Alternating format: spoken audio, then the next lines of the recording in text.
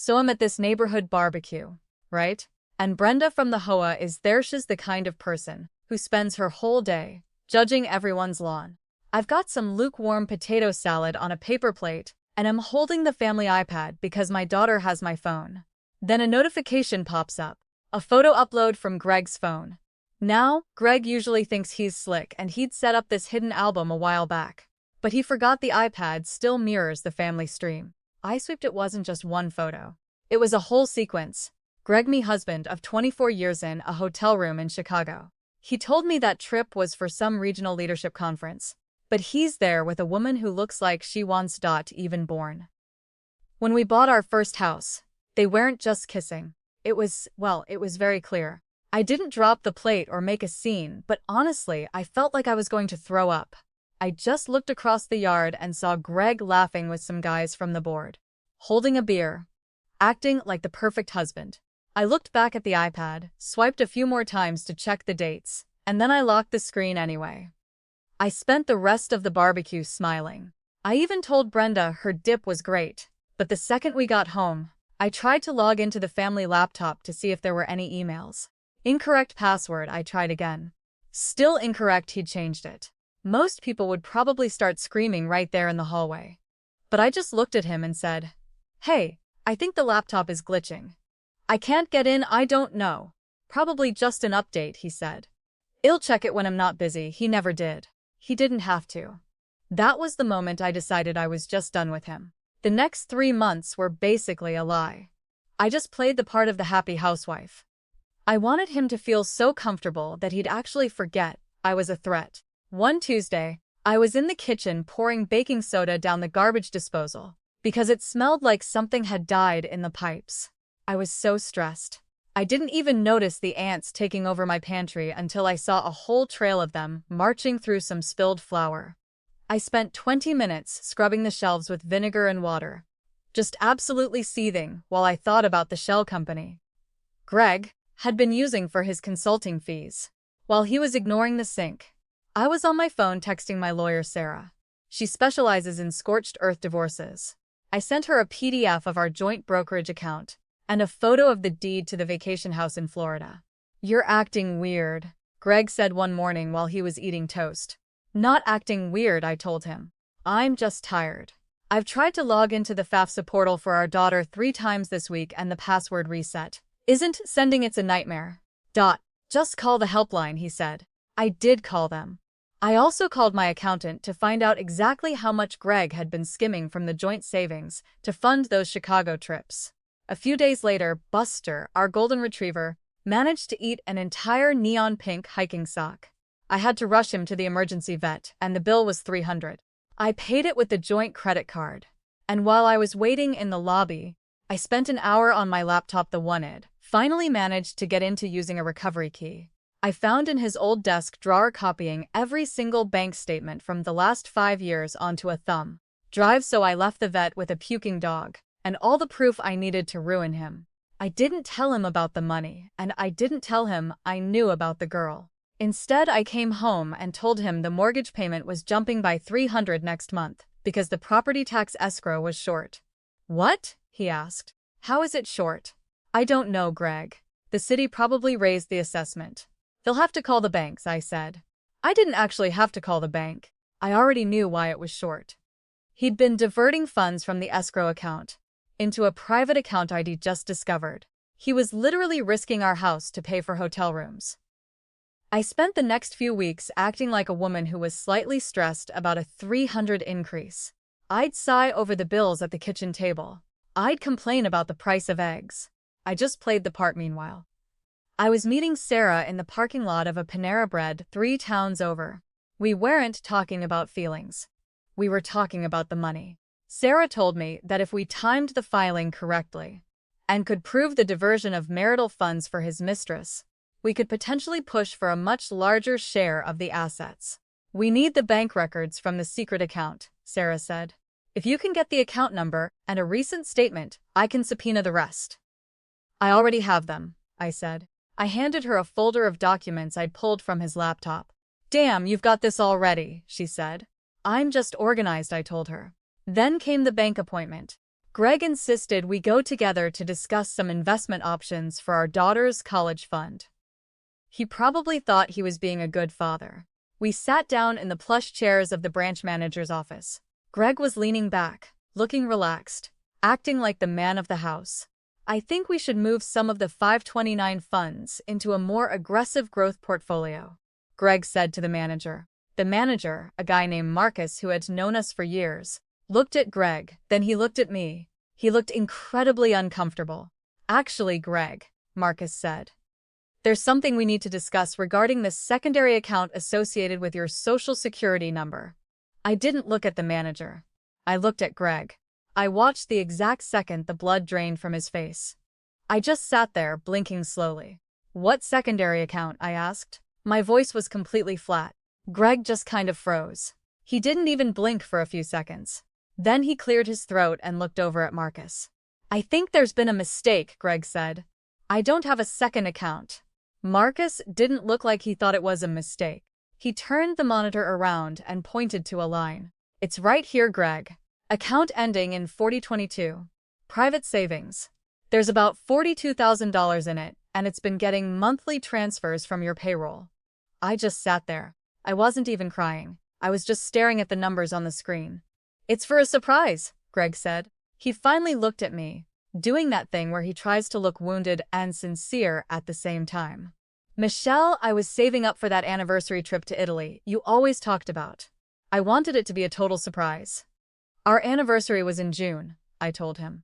This account was opened 18 months ago. Greg paused. I wanted it to be a really big trip, like a multicity tour. I didn't even argue. I just got up, grabbed my purse, and walked out. I didn't wait for him or look back. I went straight to my car, sat there for a second to breathe, and called Sarah. He's panicking, I told her. The bank manager just outed the secret account right in front of me. Perfect, Sarah said. Don't let him talk you into anything. Don't sign a thing, just go home and act normal. So I went home. I walked into the kitchen and saw that the ants had found their way into the cereal boxes again, which was just great. I spent an hour pulling everything out of the pantry and wiping down the shelves with vinegar. I was still scrubbing when Greg walked in. Michelle, honey, can we talk? I'm cleaning the pantry, I said. The ants are back. I don't care about the ants, he said. Look, I know it looked bad at the bank, but I swear, everything I've done has been for this family. I was just trying to build a safety net. Everything is so expensive right now, and I didn't want to stress you out. $42,000 is a safety net, I said. Is that what we're calling it now? I just wanted us to be secure. He tried to put his arm around me, but I just stepped to the side to reach for the spray bottle. I didn't even look at him. The next morning, I was in the kitchen with my coffee, stirring in that collagen powder I bought. I was honestly wondering if it even does anything for my joints, or if I was just paying $40 a month for processed fish scales. While I was standing there, Greg came in with a guy in a charcoal suit. Michelle, this is Mark Q. Browning, Greg said. He's a financial consultant, a friend of a colleague. He's here to help us reorganize our assets so we can actually afford that Italy trip and get the kids' college funds sorted. Mark Q. Browning had this fake, polished look that immediately makes you want to check if your wallet is still in your pocket. He shook my hand and he just felt slimy. It's a pleasure, Michelle, Mark said. Greg mentioned, you're the one who really keeps things running around here. I'm just here to help Greg get things sorted, so you don't have to worry about the boring stuff. I looked at Greg. Why is a financial consultant in our kitchen at 8 a.m.? He's just helping me with some paperwork, Greg said. He thinks we can shield some of our investments from the new tax laws. It's just a legal move to save us money. For the next 2 weeks, Mark Q. Browning was over all the time. He'd sit at my dining room table with Greg, spreading out these huge sheets of paper and talking in hushed tones about trusts and asset protection. Whenever I walked into the room, Mark would beam at me and ask how my day was. He was playing the good cop, telling me how deeply committed Greg was to our future, and how these new accounts were actually designed to protect me. We're just moving some things into a living trust. Mark said one afternoon. I was trying to figure out the FAFSA login for the third time that week, and I was losing my mind. It ensures that everything stays within the family. It's very standard. What exactly are you moving? I asked. Just some diversified holdings, Mark said. Nothing for you to worry about. Why don't you let us handle the boring stuff? Go enjoy your afternoon. I did. I went into the guest bedroom, locked the door, and called Sarah. Greg hired a guy named Mark Q. Browning. Trying to move assets into a trust, Browning. Sarah laughed. I know Browning. He's a bottom feeder. He specializes in hiding money for cheating husbands who are about to get served. He's not a consultant. He's basically a professional laundromat. What do we do? Let them do it, Sarah said. Let him move every single cent into that trust. If we can prove the trust was created to defraud a spouse during a pending divorce, the judge will dissolve it and probably give you a larger portion of the estate as a penalty. He's literally digging his own grave. So I played along. I acted completely clueless. I'd bring Mark and Greg lemonade and cookies. I'd complain about the property tax escrow, just to keep the stressed housewife act going. I still can't believe the mortgage went up by $300. I said, setting a plate of cookies on the table. I checked the city assessment and it doesn't make any sense. Greg, did you call the bank back? Handling it, Michelle, Greg said, not even looking up. Mark and I are figuring out a way to offset that cost. Okay, I said. I just don't want us to be short on the payment. While Greg was offsetting the cost, I spent my evenings scanning every single document I could find. At one point, left his briefcase open on the table while he went to the bathroom, and I saw a folder with a list of new account numbers and the signatures for the trust. I didn't touch the originals. I just took clear photos of every page and emailed them to Sarah. One Friday, I was in the kitchen trying to fix the garbage disposal. It was making this rhythmic, grinding sound and smelled like old food despite all the baking soda. I was under the sink with a flashlight when Greg walked in. You're still messing with that sink? He asked. It's still smelling, I said. Just call a plumber, he said. Stop stressing over it. Not stressing, I told him. Just fixing it. I wasn't stressing. But I was thinking about the email Sarah had sent me an hour earlier. The diversified holdings Mark had moved into the trust were actually a mix of forged documents and redirected funds from our daughter's college savings. Greg wasn't just hiding money. He was stealing from his own kid to keep his secret life in Chicago funded at that point. I stopped feeling sad. I just started thinking about the math. Monday morning, Greg was getting ready for work. He was tying his tie in the mirror, looking like the perfect suburban dad. I've got a late meeting tonight, he said. Don't wait up for dinner. That's fine, I said, going to the store. Need anything? No, I said. I've got everything I need. I waited until his car pulled out of the driveway. Then I sat down at the table with a manila envelope. Inside were the divorce papers, the evidence of the secret accounts, the photos from the iPad, and the documentation of the fraudulent trust mark. Q. Browning had helped him set up. I didn't text him or call him. I just called the process server. About 2 hours later, my phone buzzed. It was a text from Greg. Hey, I forgot my briefcase. Can you leave it on the porch? I looked at the briefcase sitting on the entryway table. Then I looked at the clock. I called Sarah. He's on his way back for his bag, I said. Is the filing official? Time stamped and filed 10 minutes ago, Sarah said. He's officially been served. The freeze on the joint accounts just went live. I walked to the front door and opened it. I didn't put the briefcase on the porch. I just held it in my hand and waited for him to pull into the driveway. Greg stepped out of the car, smiling, thinking he was just coming back for his bag. He walked up the path, still wearing that smug expression. Thanks, babe, he said, reaching for the briefcase. I stepped back and held it against my chest. The accounts are frozen, Greg, he stopped. The smile didn't leave his face, but his eyes went dead. What are you talking about? He asked. And Mark Q. Browning is probably getting a phone call from the state bar as we speak, I said. Greg just stood there on the porch. He didn't say anything. He didn't even move. I looked at him and then looked down at my watch. You're blocking the walkway, I said. I have to go get the dog some more treats. I just walked inside and shut the door. I didn't slam it or anything. I just closed it and locked the deadbolt. I could hear him still standing there on the porch, probably just breathing heavy, wondering how everything had gone south in like 10 seconds. I went straight to the kitchen to get some water and noticed more ants near the toaster. So I grabbed the vinegar and started wiping them down. I didn't even look at the door. I just kept scrubbing the granite until it looked okay. My phone was blowing up. Just text after text. I didn't reply. I just sat at the table and opened my laptop. I finally got a notification from the FAFSA portal. The password reset actually worked for once. I spent like 45 minutes fighting with that clunky government site, just trying to figure out why the hell our daughter's financial aid was based on some income Greg had lied about on his taxes. While I was clicking through the screens, I took my collagen supplement. I stirred the powder into some orange juice and watched the clumps float around, wondering if I was just wasting money on expensive fish scales, but I kept doing it. It was the only part of my day that felt normal. About an hour later, the doorbell rang. Not a polite ring either. It was that aggressive, rhythmic pounding where you know they aren't leaving. I opened the door a few inches and kept the security chain on. "Get off my porch, Greg," I said. "You're insane," he told me. He looked like a total mess. His tie was loose and he was sweating through his shirt. "You're actually insane. You're trying to ruin my life over a misunderstanding." "A misunderstanding? Are you kidding me?" I said. "You had a secret account, you forged trust papers, and I have photos of you in Chicago with a 24-year-old. "I can explain that," he said. "I don't care, Sarah, we'll talk to your lawyer. If you don't leave, I'm calling the cops." He just stared at me. He looked like he wanted to scream, but he didn't. He just turned around and walked back to his car. The next morning, I was back in the kitchen.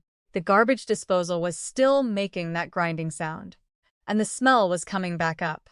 I poured baking soda down the drain and followed it with boiling water, but the stench of old food wouldn't budge. It was this metallic, rotting smell that just felt stuck in the pipes. Then my phone rang. It was Sarah. "We have a problem," she said. "What now?" "Greg's lawyer filed a counterclaim. He's accusing you of financial fraud." I stopped scrubbing the sink. I noticed the sponge I was using was starting to fall apart. Those cheap yellow ones that just shred after 2 uses. I really need to buy the scrubby ones from the warehouse club, but I can never remember to add them to the list. I stood there for a minute holding the disintegrating foam. "What?" I asked. "He produced bank records," Sarah said.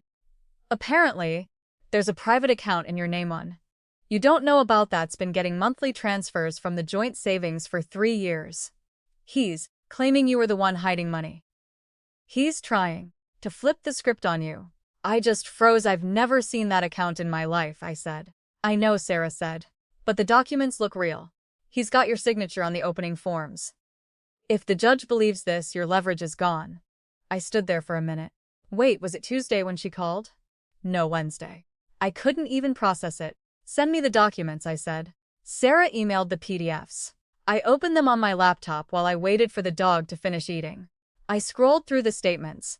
The account was at a small credit union in a town 3 hours away. Was it Ocala? No, something else. The transfers were small, maybe $500 a month, but it added up. And the signature at the bottom looked exactly like mine. I stared at it. It was too perfect. Then I remembered signing a million papers for the house. Insurance, school stuff. Greg always organized the folders. He was always the one saying, "Just sign here, honey. I'll handle the rest." He forged them, I said. "It's hard to prove once the bank accepts them," Sarah told me. "He's taking a risk, but if it works, you're stuck." "I can prove it. How?" "I have a copy of the property tax escrow notice from 3 years ago," I said. "He had me sign a form for the bank that same week this account was opened, and the signatures don't even match. I'll get it to you tomorrow." I spent the rest of the afternoon in the home office. I just went through every single file folder Greg had kept for the last 5 years. I found the escrow papers and put them side by side with the fake account application. The forgery was good, but it was too consistent. When you sign your name 10 times, it changes a little. These signatures were identical-like. They'd been traced or something. I took photos of both and sent them to Sarah. "I also found something else," I told her. "What? Greg's consulting fees," I said. He wasn't just skimming from the joint account. He was billing his company for expenses that didn't exist. I found a ledger in his old desk with client meetings in Chicago that matched the dates of those hotel photos. He was stealing from his boss to pay for the mistress. "That's embezzlement," Sarah said. "If we bring that up, he's not just losing the house, he could be looking at criminal charges." "Do it," I said. For the next 2 weeks, Greg tried to act like the victim. He moved into a small rental and sent me emails about fixing things and moving on. He tried to act like the bigger person, acting all wounded that I was attacking him legally. Meanwhile, my life was just a mess. I had to take Buster back to the vet because he ate a piece of a plastic toy, which was another $200. I paid for it with the last of the joint account before it finally froze. I also spent a whole Saturday fighting those pantry ants, eventually buying some industrial baits and hiding them behind the flour. Every time I felt something anger, or just remembering the 24 years we Hachi just focused on the chores, the collagen powder, the FAFSA errors. I basically treated the whole divorce like a business liquidation. The day of the deposition, we met in a sterile conference room with gray walls and a mahogany table that was way too big. Greg sat across from me. He looked thinner, his face pale. He had a new lawyer, some guy who looked like he spent more on his teeth than his degree. The air conditioning in the room was way too high. I could feel a draft hitting my ankles. And the carpet was that weird industrial shag that trapped every bit of dust. I spent 5 minutes just staring at a small coffee stain on the edge of the table, wondering who had been clumsy enough to leave it there.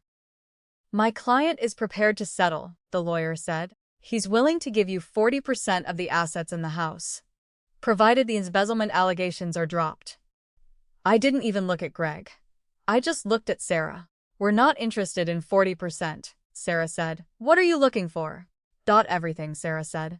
"The house, the brokerage accounts, the Florida place, and the 529 funds Greg diverted." Greg gasped. "That's impossible. You can't take everything." "We can," Sarah said. "If we file the embezzlement evidence with the DA plus the forged account in Michelle's name, since that's identity theft, we think a judge will be very sympathetic to a total buyout." The room went quiet. Greg looked at his lawyer. The lawyer looked at the documents on the table, the signature comparisons and the ledger. The lawyer whispered something in Greg's ear. Greg's face went gray. He looked like he was about to be sick. I can't give her everything," Greg whispered. "I'll have nothing left." "You should have thought about that before you used our daughter's college fund for a hotel in Chicago," I said. My voice was flat. "Michelle, please," he said. "I made a mistake. I love you." "You just love that I didn't know what you were doing," I said. The negotiation took another 4 hours. By the end, Greg signed over almost everything. He kept a little bit of cash enough for a few months of rent in his car. The house, the investments, the Florida property, all mine. As we stood up to leave, Greg tried to reach for my hand. "I don't know where we go from here," he said. I stepped back. I looked at him, and for the first time in months I felt absolutely nothing. No hate, no love, he was just gone. "You go to your apartment, Greg," I said, "and stay away from my house." I walked out into the hallway. Sarah was right behind me. "That was a bloodbath," she said. "I'm just organized," I told her. I got into my car and just sat there for a second. I saw a reminder on my phone that the property tax escrow was due for a final review. I opened the app and started updating the payment method to my new account. Then I realized I'd forgotten to buy more collagen powder. I started the car and drove to the store. I spent way too long in the supplement aisle the other day. I think I stared at 2 different brands of collagen for like 5 minutes, just trying to figure out which one was the better deal. I ended up getting the bigger tub because it was cheaper per serving.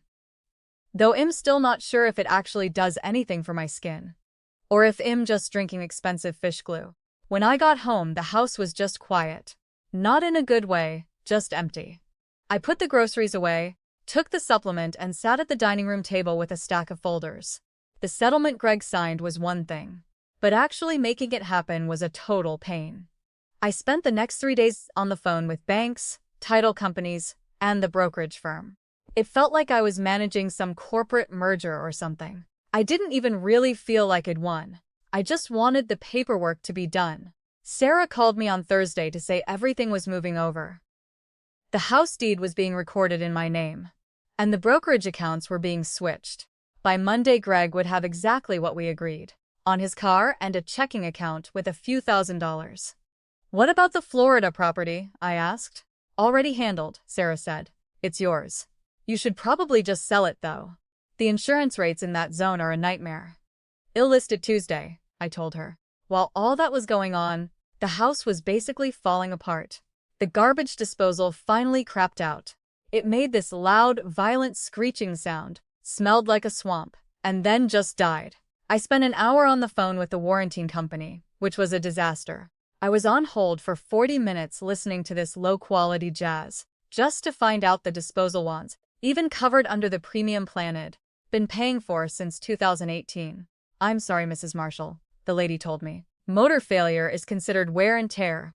"I've had this thing for 3 years," I said. "Still wear and tear," she said. I just hung up and went to the hardware store. I bought a new 34 horsepower unit and put it in myself. I had to watch a YouTube video to figure out how to tighten the locking ring and spent 20 minutes under the sink with a flashlight, getting gray water all over my sleeve. I didn't really mind, though. It was just a problem with a clear solution. About a week after the assets transferred, my phone rang. It was Greg. I didn't want to answer, but I figured it might be about the kids' schedule. "Michelle," he said. He sounded, I don't know, different. The smugness was gone. He sounded like he'd been crying, or maybe he was just exhausted. "I'm in a bad spot, really bad. I can't help you, Greg," I said. "The company found out," he said. "Auditors caught the discrepancies in the Chicago expenses. They're not just firing me, Michelle. They're filing a civil suit. They want $200,000. I just listened. I didn't say I told you so or anything. I just waited. "I don't have it," he said. "I gave everything to you. I thought if I settled with you, I'd have some leverage. But I have nothing. I'm in a studio apartment, with the mattress on the floor. I can't even pay a retainer for a lawyer." "That sounds like a legal issue," I told him. "Talk to your lawyer." "I can't afford him anymore," he yelled. "Michelle, please, just 10,000. Just to get a lawyer who can actually fight. I'll pay you back." "I swear." "No," I said. "What do you mean, no? It's for the kids." "Father, do you want me in prison?" "I want you to handle your business the way you handled everything else," I said. "I'm hanging up now." "You're a monster," he shouted. "You've stripped me of everything. You've ruined me." "You ruined yourself, Greg," I said. I hung up and blocked him. The next morning, I realized I had ants in the kitchen pantry again. They were in the flour. This time, I spent 2 hours pulling every container off the shelves and scrubbing the wood with white vinegar and water. I was on my hands and knees, scrubbing the baseboards when Sarah called. "The company's suit against Greg is moving forward," Sarah said. "And since he transferred all his assets to you while he was embezzling, they're trying to argue it was a fraudulent transfer." I stopped scrubbing. "What does that mean?" "They're trying to claw back the money," Sarah said. "They want to argue that the settlement money actually belongs to the company because it was stolen. They're trying to sue you for the house and the accounts." I sat back on my heels and looked at the ants trailing across the linoleum. "Can they actually do that?" I asked. "Usually, yes, if the spouse knew the money was stolen," Sarah said. "But that's why we filed it the way we did. We documented that you were a victim of fraud. In the eyes of the court, you aren't a partner.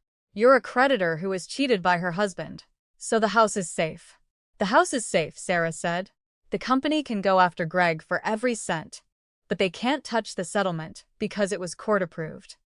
Greg basically laundered the stolen money into your name to hide it, and now he's stuck. He can't get it back from you, and he can't give it to the company. He's legally bankrupt. But you're the one holding the money." "Perfect," I said. "You sound very calm about this," Sarah said. "Just cleaning the pantry," I told her. The rest of the day was spent on the FAFSA for my daughter. It had been a nightmare for weeks, but the login finally worked. I spent 3 hours clicking through screens, fixing the income numbers Greg had lied about, and uploading the divorce decree to prove his income shouldn't count toward her financial aid. When I finally hit submit, I felt a genuine sense of relief. It wasn't even about revenge. It was just the feeling of a form being filled out correctly. I closed the laptop and went to feed the dog. Buster had this new habit of trying to eat the mail. I had to wrestle a credit card offer out of his mouth, and then I noticed he was limping on his back left leg. I checked his paw and found a small piece of glass in the pad. I had to hold him down while I used tweezers to pull it out. He snapped at me once, but he eventually calmed down. I put a bandage on it and gave him a treat. The next few weeks were just logistics. I sold the Florida property. I didn't even go see it. I just hired a local agent to handle everything. The closing costs were high, but the profit was good. I put the money in a high-yield savings account and set up automatic transfers for the kids' college funds. Then there was the property tax escrow. The mortgage company sent a notice saying the payment was jumping another $200 because of some citywide reassessment.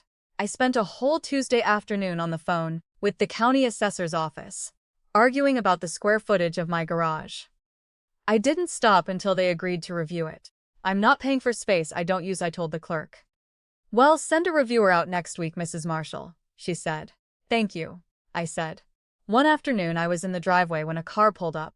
It was Greg. He didn't get out. He just rolled down the window. He looked terrible. He'd lost a lot of weight and just looked completely drained. I'm being evicted, he said. I was holding a bag of trash, heading toward the bin. I stopped and looked at him. For a split second, I actually felt a flicker of pity. Then I remembered he stole the kids' college fund. That's unfortunate, I said. I have nowhere to go, Michelle. My parents won't take me in. They're disgusted with me. I just need a place to stay for a few weeks until I find a job. I can't find anything because the company put out a memo about why I was let go. I'm radioactive. You can't stay here, I said. I'm the father of your children, he said. And you're a stranger in my house, I told him. The court order says you stay away. If you don't leave right now, I'm calling the police. You're really going to let me be homeless? He asked. After 24 years. You spent the last few of those years building a life in Chicago, I said. I'm sure you have some friends there who can help. He just stared at me. He looked like he wanted to say something, but he didn't have any moves left. He rolled up the window and drove away. I threw the trash bag in the bin and went back inside. I noticed the kitchen floor was starting to look dull, so I spent the next few hours deep cleaning the tile with a scrub brush and some heavy-duty degreaser. I worked in small sections, scrubbing until my arms ached and the grout was white again. I didn't listen to music or anything, I just focused on the brush. When I was finished, I sat down and opened my laptop. I had an email from the county assessor. They agreed to lower the property tax assessment by 12%. I did a quick calculation. The monthly mortgage payment would drop by about $80. It wasn't a fortune, but it was a win. The phone rang in the other room. I didn't answer it. I just went to the laundry room to start a load of towels.